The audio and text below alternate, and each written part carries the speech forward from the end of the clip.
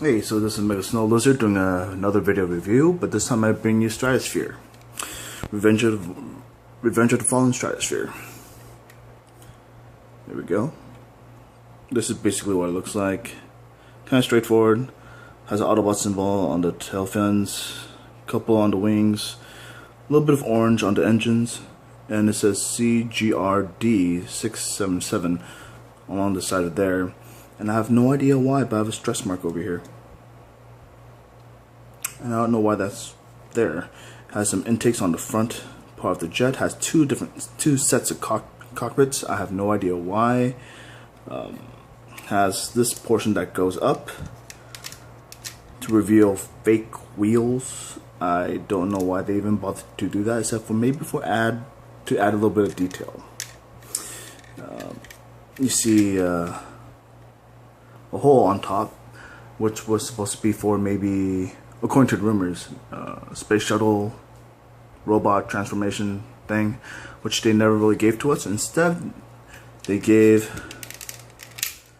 us this Optimus Prime. You would think that would be a good thing, but it's really not. Not in this situation. I wish they gave us a shuttle instead. You rotate the legs down. You pop feet out. The legs are one piece, and that should tell you something. How great this figure is. This little extra figure is. I mean, it's better than nothing, I guess. So I'm having a little bit of hard trouble getting the head out. There we go. There we are. He's okay. Transformation. It's a little bit kind of silly. It doesn't really hide the belly all that well. It just sticks out. The articulation, he could move his head front and back. His arms could go out and in due to transformation, up and down. He could bend at the waist, not forward. No leg articulation except for the foot pivot, also due to the transformation. But I'm going to put that guy far back for now because he's not the main focus of our review. It'll be this guy, Stratosphere. And as you see here, there's lots of details along the plane, panels and stuff like that, which will benefit from any panel lining that you might do. There's a little bit of silver on top of the top cockpit, and as well as on the wings. That's kind of cool. That's basically it. It flies when you hold it. Or you could throw it really far, then it will fly, technically. But there you go. I have a little bit of trouble keeping all the panels together, especially in the front. You see there's a little bit of gapping on each side. That can't be helped. I don't think I'm transforming him incorrectly, but that's just how it is. Okay, and off to transformation. It's very, very simple. I say it's simple, but it's not simple at all. You just want to unpeg this whole section right here. There's a big giant tab, another small tab up here, and you want to do that on the other side as well. There we go. Then you want to just lift these wings out of the way, and you see more detailing on the bottom, which is interesting. But realistically, they won't be there on the actual plane unless you remove the panels as well, perhaps. But that's that. And you also want to detach another tab over here. It's slight, but you want to separate it from this back part a little bit.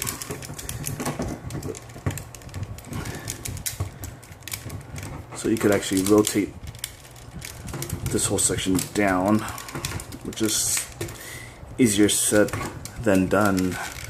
That's what most okay, there we go. That's what most reviewers say about toys that they have trouble transforming, or maybe I'm just not doing it correctly. There we go. And as you see here, there's also detailing on the foot and also on the leg. As you see, the leg is really, really thin, gangly even. But it had to be done, so they could actually make this guy at a lower cost because he is pretty big. Well, for his, in comparison to that guy in the back, he's supposed to be really large.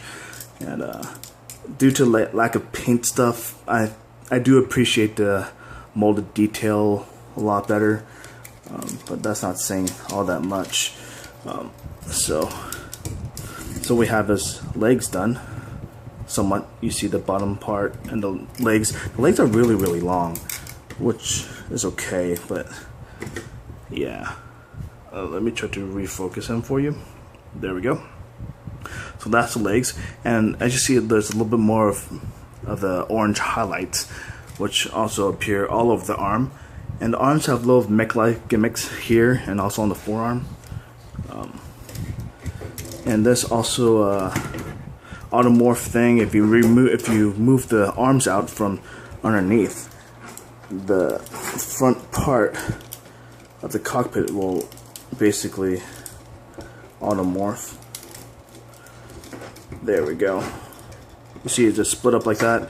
There's a lot more detail in here that basically hides everything. But come on, focus. There we go.